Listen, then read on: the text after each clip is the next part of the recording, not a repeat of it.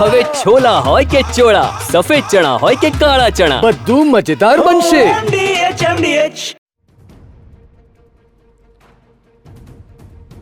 તો ઉપલેટામાં સવારથી 11 વખત ભૂકંપના આંચકા આવ્યા છે.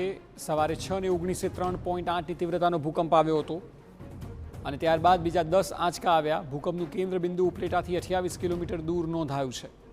ગઈકાલે પણ સૌરાષ્ટ્રમાં ભૂકંપનો આંચકો આવ્યો હતો. છેલ્લા કેટલાક દિવસથી ભૂકંપના આંચકાઓ સતત વધી રહ્યા છે. તો ગઈકાલથી લઈને અત્યાર સુધી અનેકવાર ભૂકંપના આંચકા અનુભવાયા છે અને તે ભૂકંપની તીવ્રતા ઉપલેટાથી 28 કિલોમીટર દૂર છે. કેન્દ્રબિંદુ 28 કિલોમીટર દૂર છે અને તેની તીવ્રતા 1.2 ડિગ્રીથી લઈને 2.8 સુધી 3.8 સુધી જોવા મળી રહી છે. આજના દિવસે આફ્ટર શોકની માત્રાઓ સતત, ઝટકાની માત્રા સતત વધી રહી છે. જો કે સિસ્મોલોજી ડિપાર્ટમેન્ટ કહી રહ્યું છે કે ગભરાવાની જરૂર નથી, કારણ કે સામાન્ય રીતે આ પ્રકારની કન્ડિશન 2 થી 3 દિવસ ચાલી શકે છે. અવાજ પણ ધરતીમાંથી આવી શકે છે, પરંતુ એ એક પ્રક્રિયાનો ભાગ છે કે જે સમયે ભૂકંપ આવતો હોય ત્યારે, પરંતુ તીવ્રતા એટલી મોટી નથી એટલે લોકોએ ડરવું નહીં. જો કે પ્રશાસન સાવચેત થઈ ગયું છે અને અનેક શાળાઓમાં તમામ જગ્યાએ રજા આપી દેવામાં આવી છે. એ સિવાય સરકારી અધિકારીઓના સ્ટાફને ખડે પગે રહેવાના સૂચન પણ કલેક્ટર દ્વારા આપવામાં આવ્યા છે. 2.7થી લઈને 3.8ની તીવ્રતાના આ આંચકા છે. અત્યાર સુધીમાં કુલ 21 જેટલા ઝટકા નોંધાયા છે અને વહીવટીતંત્રએ એલર્ટ જાહેર કરતા શાળાઓમાંથી પણ આપ દ્રશ્યોમાં જોઈ શકો છો તે મુજબ રજાઓ જાહેર કરી દેવાઈ છે. જર્જરિત ઇમારતોમાંથી લોકોને બહાર આવવા માટે સૂચન આપી દેવાયું છે, કારણ કે જો તીવ્રતા વધે અને જર્જરિત ઇમારતો હોય તો તેમાં જોખમ લઈ ન શકાય તેવું પ્રશાસન સ્પષ્ટપણે માને છે અને એટલા માટે જ સાવચેતીના ભાગરૂપે પગલાં લેવાયા છે અને કલેક્ટર સતત મોનિટરિંગ કરી રહ્યા છે. લુણાગરી ગામ ભૂકંપનું એપિસેન્ટર જે હતું ત્યાં TV9ની ટીમ પહોંચી છે. તે ઉપલેટાથી 28 કિલોમીટર દૂર છે અને એપિસેન્ટર ગામની જે સ્થિતિ છે આપ જુઓ.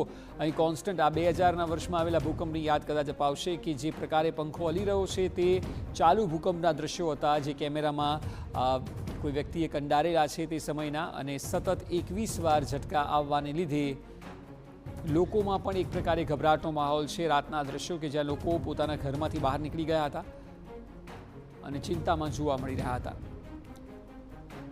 2.7થી લઈને 3.8ની તીવ્રતાનો આ આંચકો છે.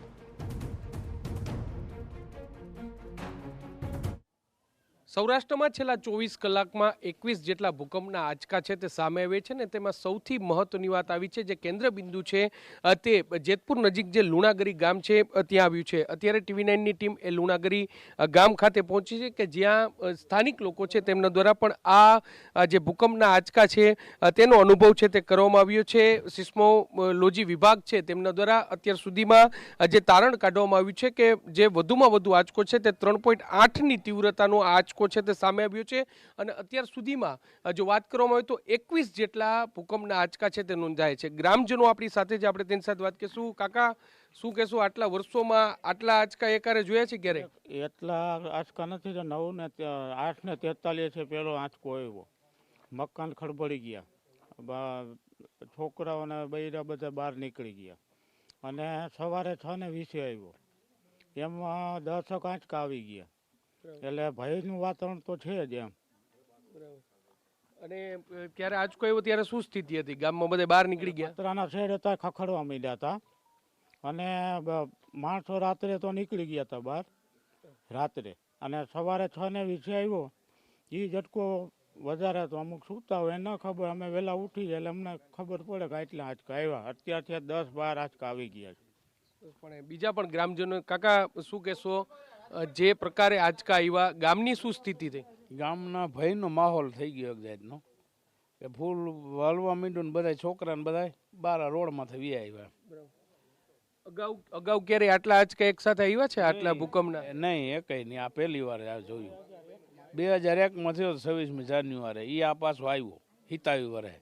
યાદ આવી ગઈ પાછી 2000 આવી ગયું. હા, પાછા ભગવાન ફારી ગયા. શું કહેશો તમે, શું સ્થિતિ ગામમાં શું થઈ છે?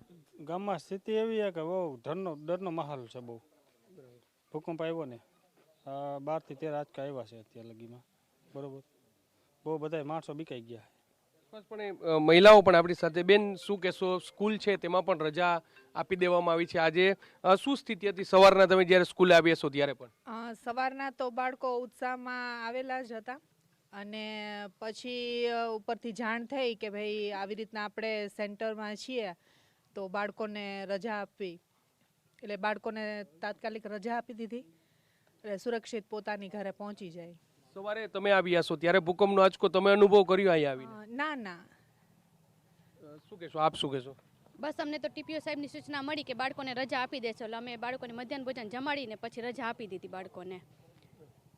ચોક્કસપણે એટલે સુરક્ષા છે તે સૌથી વધારે અગત્યની છે અને એટલા માટે જ જે બાળકો છે તેમને રજા છે તે આપી દેવામાં આવી છે. જિલ્લા કલેક્ટર છે તેમના દ્વારા પણ જે સ્થિતિ છે તેની સમીક્ષા છે તે કરવામાં આવી છે. જો રાજકોટ જિલ્લાની વાત કરવામાં આવે તો રાજકોટ જિલ્લામાં જે ઉપલેટા છે, ધોરાજી, જેતપુર અને ગોંડલ આ વિસ્તાર છે તે વિસ્તાર સૌથી વધારે અસરગ્રસ્ત વિસ્તાર છે અને સિસ્મોલોજી વિભાગ છે તેમાં પણ અત્યાર સુધીમાં 21 જેટલા જે આંચકા છે તે નોંધાયા છે. સૌથી અગત્યની વાત છે સિસ્મોગ્રાફી વિભાગ છે તેમના દ્વારા જે તારણ કરવામાં આવ્યું છે, જે વાત કરવામાં આવી છે તે પ્રમાણે જે નદી કાંઠાનો વિસ્તાર હોય, ડેમની નજીકનો વિસ્તાર હોય અને વધારે વરસાદ પડવાના કારણે આ જે જમીન છે તેમાં જે પાણીનો પ્રવાહ છે તે વધારે થાય અને તેને કારણે જ જે ફ્રેક્ચર કહેવાય કે જમીનની અંદરની જે તિરાડો કહેવાય તે તિરાડોમાં સૌથી વધારે અસર થતી હોય છે ને તેને કારણે જ આ પ્રકારે ભૂકંપના આંચકાઓ છે તે અનુભવતા હોય છે. અત્યારે અમે જે સ્થળે ઊભા છીએ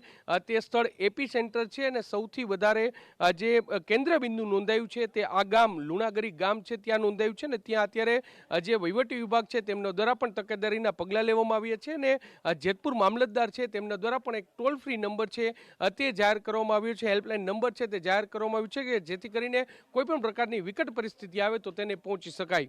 કેમેરા પર્સન ભાવેશ લશ્કરી સાથે મોહિત ભટ્ટ, TV9 જેતપુર. અરે ઓછું નાક પણ અસલી નાક. MDH કાશ્મીરી લાલ મરચાની પાવડર.